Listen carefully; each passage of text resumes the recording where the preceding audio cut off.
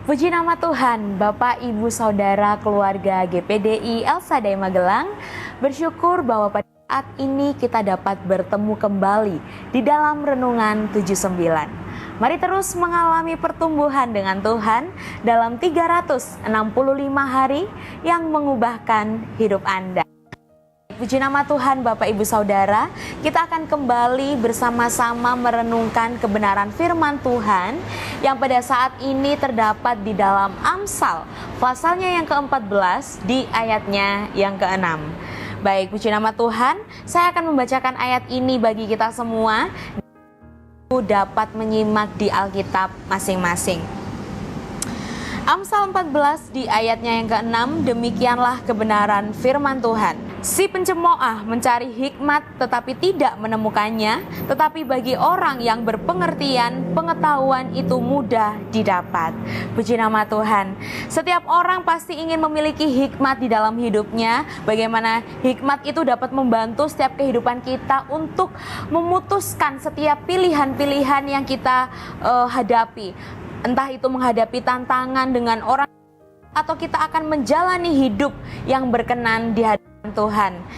Namun di dalam Amsal pasal yang ke-14 di ayatnya yang ke-6 dikatakan si pencemooh mencari hikmat tetapi tidak menemukannya, tetapi bagi orang yang berpengertian, pengetahuan itu mudah.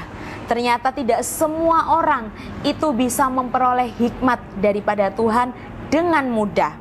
Dan di dalam ayat ini mengajarkan ada dua jenis orang dalam mencari hikmat, yaitu mereka yang mencemooh dan mereka yang memiliki pengertian. Orang yang mencemooh tidak akan menemukannya karena hatinya tertutup oleh setiap pengetahuan-pengetahuan yang diterima. Tetapi orang yang rendah hati, bagaimana dia mau belajar, dia mau membuka hatinya dan dengan mudah mendapatkan pengertian bagaimana hikmat yang Tuhan berikan.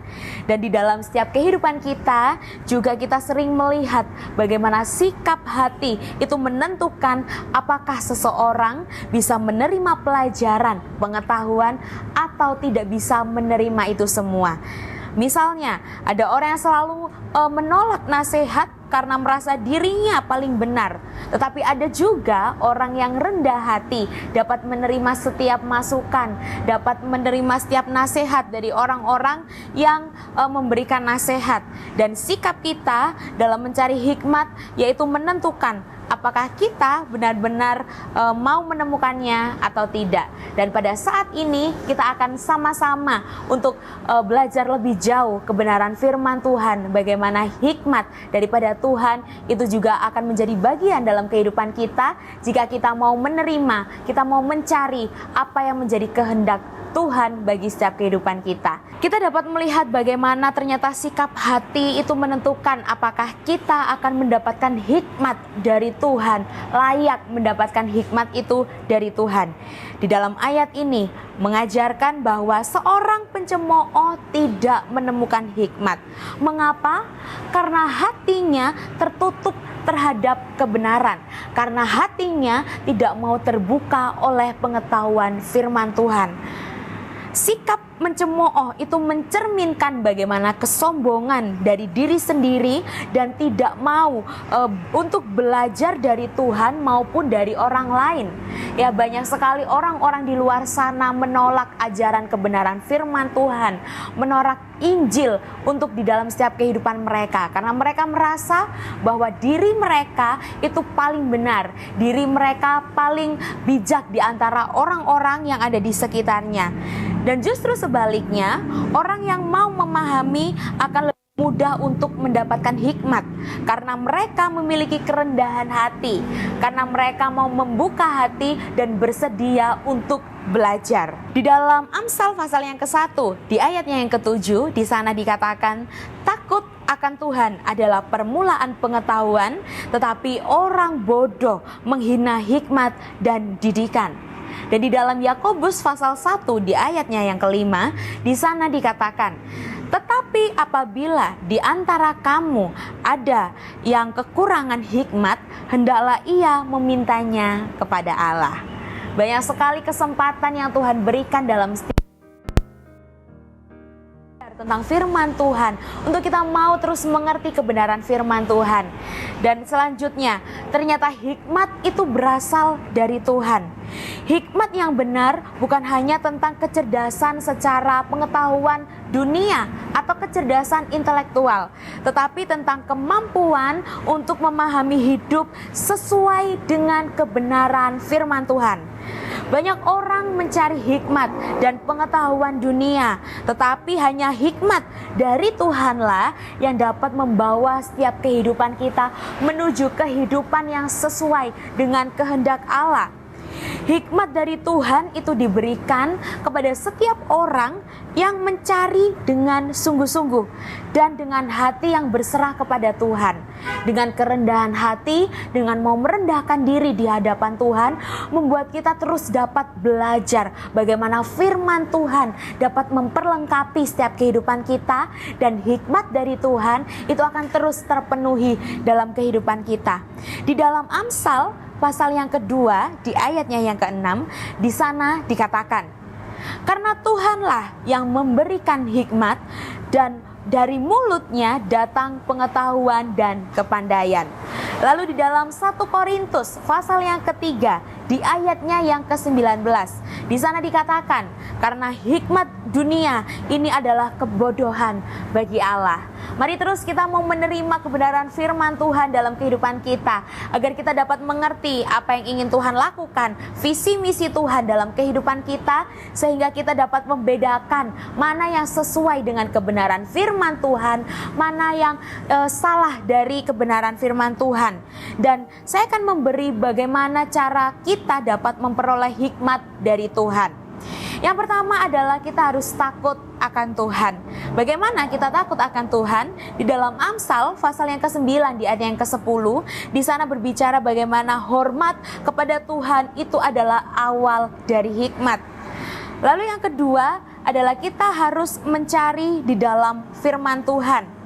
Di dalam Mazmur pasal yang ke-119, di ayatnya yang ke-105, di sana berbicara bagaimana Alkitab itu adalah sumber hikmat yang sejati. Jadi tidak ada selain firman Tuhan, tidak ada pengetahuan yang lebih baik, yang lebih benar daripada Alkitab itu sendiri.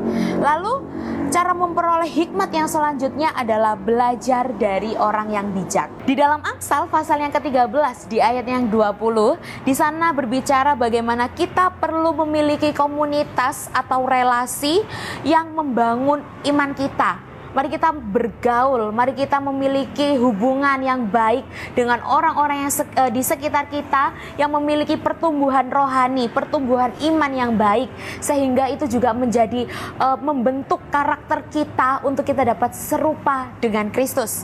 Lalu yang terakhir, bagaimana kita dapat memperoleh hikmat adalah berdoa kepada Tuhan dengan meminta hikmat.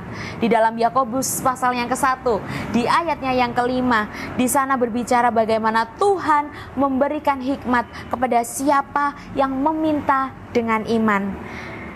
Dan dari hal inilah kita dapat terus belajar bersama-sama.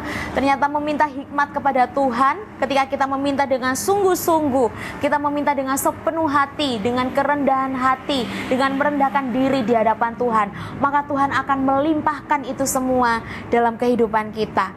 Dan dari hal ini kita dapat mengaplikasikan dalam kehidupan kita sehari-hari, yaitu mari kita terus membiasakan diri kita membaca firman Tuhan setiap hari.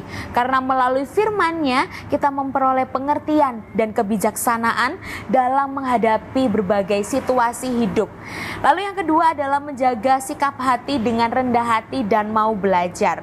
Jangan pernah menutup diri terhadap teguran atau nasihat yang baik bagi setiap kehidupan kita.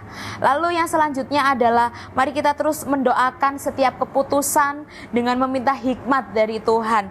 Jangan pernah mengandalkan pengertian kita sendiri dalam setiap mengambil keputusan yang penting. Dan yang terakhir adalah membangun hubungan dengan orang-orang yang memiliki hikmat. Bergaul dengan orang bijak akan membantu kita untuk bertumbuh di dalam iman dan kita memperoleh hikmat daripada Tuhan. Jadi Bapak Ibu yang dikasihi oleh Tuhan, kita dapat belajar bersama-sama bagaimana firman Tuhan pada saat ini mengajarkan setiap kehidupan kita bahwa hikmat itu tidak bisa didapat oleh mereka yang mencemooh dan menolak kebenaran. Sebaliknya, orang yang memiliki hati yang mau terbuka dan rendah hati itu lebih mudah menerima dan memahami pengertian dari Tuhan. Karena hikmat yang sejati itu berasalnya dari Tuhan, dan kita bisa memperolehnya dengan takut akan Tuhan, membaca firman Tuhan, berdoa, dan belajar dari orang-orang yang bijak. Puji nama Tuhan, Bapak Ibu Saudara. Biarlah firman Tuhan pada saat ini dapat memberkati kita semua, dan kita akan terus belajar bagaimana hikmat Tuhan itu akan menjadi bagian dalam hidup kita jika kita mau merendahkan diri dan membuka hati kita untuk belajar firman Tuhan. Dan bagi Bapak Ibu Saudara yang ingin didoakan untuk pokok doa tertentu atau ingin menceritakan kesaksian, baik itu mujizat kesembuhan atau pemulihan masalah keluarga, dapat disalurkan melalui chat WhatsApp di nomor 081 327 420 088. Kita akan mengakhiri renungan pada saat ini dengan bersatu di dalam doa. Terima kasih Bapa yang baik, kami sungguh bersyukur kepadamu Tuhan atas kesempatan yang Tuhan berikan dalam kehidupan kami. Bagaimana kami telah belajar bersama-sama mengenai kebenaran firman-Mu, firman-Mu yang terus menguatkan kehidupan kami, untuk kami dapat mengerti apa hikmat yang Tuhan berikan, Roh Kudus yang terus memampukan setiap kehidupan kami, sehingga kami dapat mengerti apa visi misi Tuhan dalam kehidupan kami. Terima kasih Yesus, karena Engkau yang telah menyerahkan dirimu untuk membebaskan keluarga GPDI El Shaddai Magelang dari segala kejahatan, dan untuk menguduskan bagi dirimu suatu umat kepunyaanmu sendiri yang rajin berbuat baik. Terima kasih Bapa yang baik, kami sungguh bersyukur kepadamu, menyerahkan hanya di dalam nama Tuhan Yesus Kristus. Kami telah berdoa dan mengucap syukur. Haleluya. Amin.